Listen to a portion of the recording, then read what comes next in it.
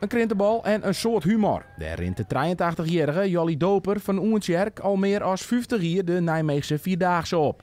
Ja, het is een heel mooi getal. Ik kan nog heger worden. Ja, je het ook hegen. Ik hoop het ook. Ja, want hoe ben je hier ooit die eerste keer mee begonnen? Dat is dingend, maar de PTT Post, daar werkte ik toen.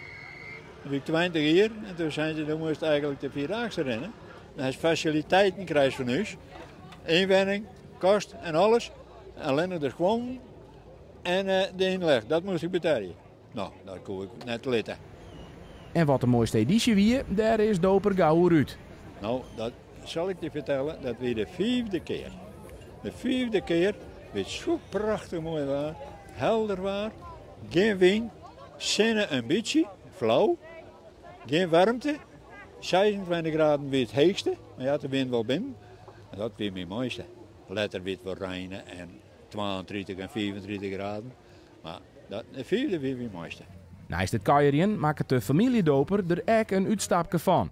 Zo'n nachtje al die jaren al op een camping in Groesbeek. En ook daar zit de Fjouwerdaagse sfeer er tieren goed in.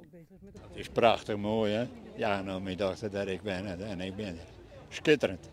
Ja, dat is heel mooi. Heel mooi. We duggen het altijd mooi z'n allen.